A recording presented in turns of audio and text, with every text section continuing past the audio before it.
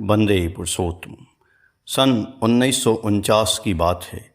श्री श्री ठाकुर यति आश्रम में उपविष्ट हैं। पश्चिम बंगाल के कम्युनिस्ट पार्टी का एक नेता मिलने आए।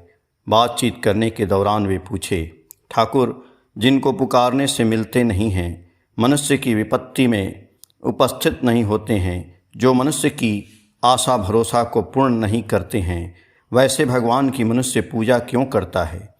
और ऐसे भगवान का हम लोगों को प्रयोजन ही क्या है? देखते हैं कितने लोग उनको पुकारते हैं, लेकिन वे तो कभी सामने उपस्थित नहीं होते हैं। श्री श्री ठाकुर तंबाकू पीते पीते बोले, मान लें आप रेस्टोरेंट में बैठकर कप में चाय पी रहे हैं। चाय का हर घूंट आपको एक नई उत्तेजना का आस्वादन दे रहा हो, लेकिन इसी कप में कुछ समय पहले हो सकता है एक संक्रामक रोगग्रस्त व्यक्ति चाय पीकर गया हो, जिसकी जानकारी आपको नहीं है। अपने आनंद का आस्वादन पाने के चक्कर में प्रतिषेधक की तरफ आपने कोई दृष्टि नहीं दिया, जिसके चलते हो सकता है वह रोग जीवाणु आपके शरीर के अंदर प्रवेश करके छुपा रहा और कुछ वर्षों बाद वह आपके शरीर को रोग जीर्ण बना दिया।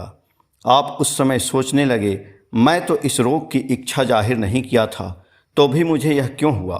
रोग से ग्रसित होने के बाद उसका कारण जानना कोई बड़ी बात नहीं है। रोग नहीं होने के लिए जो जो करना उचित था वह आपने नहीं किया। जीवन को रोग से ग्रसित होने से बचने के लिए जो जो सावधानी बरतनी चाहिए थी वह आपने नहीं किया। यदि वह अज्ञानता के चलते हो, तब भी प्रकृति के इतिहास में उसके लिए क्षमा नहीं है।